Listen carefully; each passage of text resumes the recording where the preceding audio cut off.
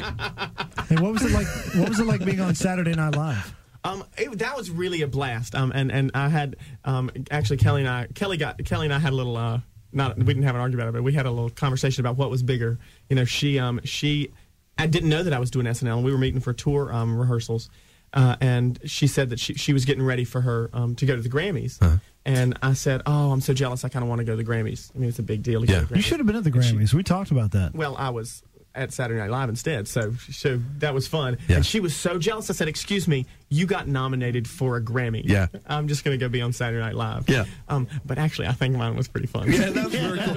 It was the funniest. Both of your things were the funniest part of the whole night. It was. We had the best time, and I'm so amazed at how nice people are. I mean, these are people who do this every week, and they really get this thing done in 3 days. They don't have the whole week to rehearse. Yeah. They meet on Monday. They fit for clothes on Tuesday. And Thursday and Friday and Saturday, all-day rehearsals. That's when they put this thing together, and up until the last minute there. But people are so nice and so professional, and we just had I just had a great time. And I was really upset because a lot of the people who normally go with me to do a lot of the events that I do, like publicists and whatnot, they had to be at the Grammys, so I had had different people with me, and not that we didn't have fun, but you just want to share it with the people. I wanted to share with the people who and I was so upset that they didn't get the opportunity to do it because we just had a blast. But we're crossing our fingers. They gave me a lot of good indication that they'd like to have me back to host. That would be great. That'd be awesome. Because you were funny. Yeah.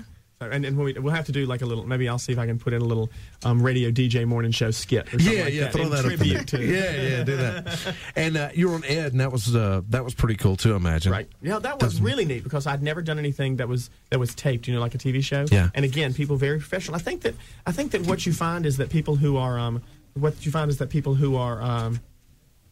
really good at what they do, they don't act really. They're not really cocky about things. The people who are insecure, I found, are the ones who really are not that friendly. Yeah.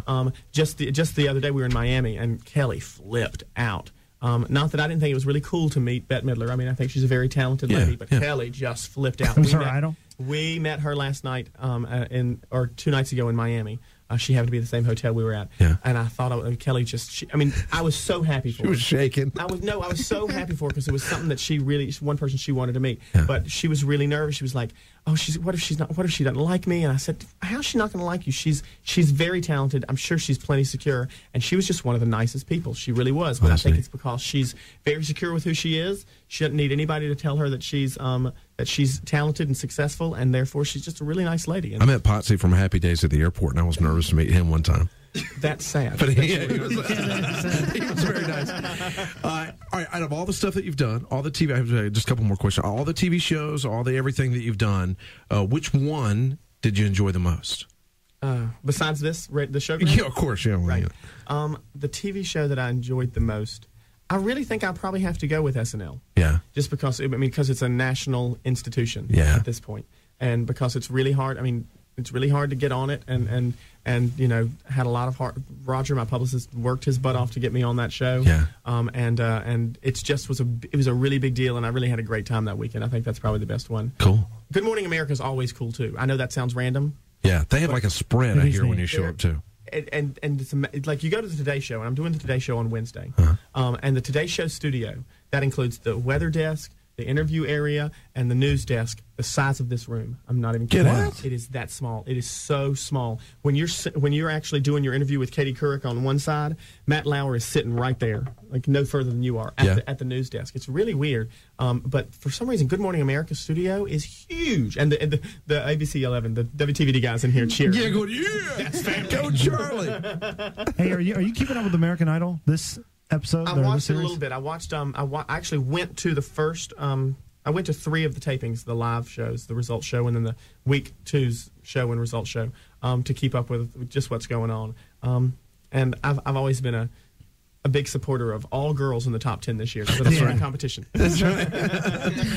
Can you say one more break for us? Sure, absolutely. All right, one more break with Clay here in a minute. Maybe we'll do some phone calls, too, if you'd like to get in. 860-1051, 800-588-0105. A few calls for Clay here in a minute, and the lines are full, so as soon as you hear somebody hang up, you can go ahead and give us a call. Tell you this, we have some meet and greet passes a little bit later on here in a few minutes to meet Clay, and that's kind of neat.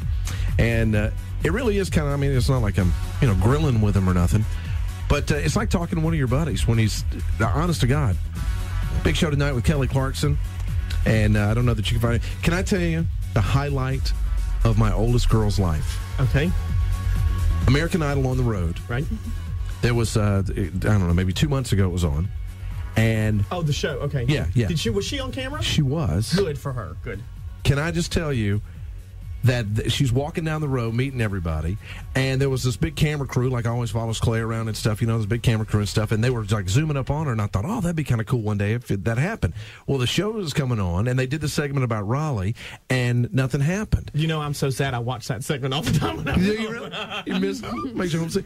We paused it. We'd had the TiVo thing going on. Pause it, and it's her and then you right in the background smiling, and then Kimberly right on the other side, and she feels like a movie star, buddy, good. because it's it's like that quick, but she felt like a movie star, and she's like one of your biggest fans. So have you learned how to take it from the TiVo to the VCR? Absolutely, because you need to teach me. I got a fan. I've got all my stuff on TiVo. I can't get it off. All right, here we go. You ready? Okay. Some questions for you. Okay. Today, actually tomorrow, your clothes, a shirt, a pair of pants that you wore on the Idol show will be inducted into the North Carolina Museum of History. It's a little odd. It's a little strange, but it's cool. I've got to go back and buy and see it. How long is it up? It's sad. It's up until September 6th, at which time it will then be put into the permanent North Carolina Museum of History. Are you kidding me? Yeah. Permanent. Yeah. It's like Richard Petty's hat, Michael Jordan's basketball jersey, and Clay's outfit from American Idol. I better Idol. not do anything to make anybody mad. That's right.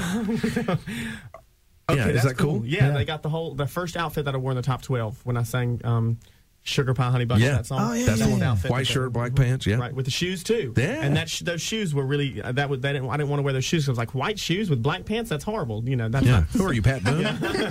And so and I even the N&O the next day talked bad about my shoes. I was like, you're my hometown paper. Be nice. Yeah. Give me a break. And your red jacket. Oh well, yeah, that won't go in the museum. That's my mother has hidden that away safely because she loves it. I think it's horrible. You know what she's going to do is after all this is done and you're she's going to eBay it. Are you kidding me? And you're getting married. She's going to bring it out with you. Little Clay used to wear this jacket. She knows better. She tries to wear it herself now. She likes it. Around the house, vacuuming and stuff. Who does your bills and your laundry and all that kind of stuff? Because you're hardly ever home.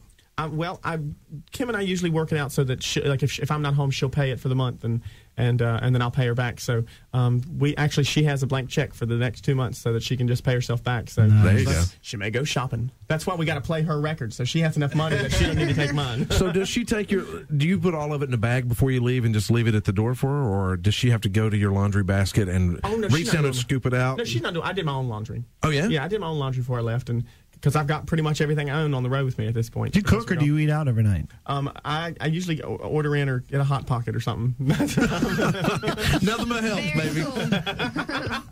And there are Hot Pockets on the bus too. So, how do you handle like going to a doctor or anything that might be of a personal nature? How do you handle that kind of stuff? I think that is another.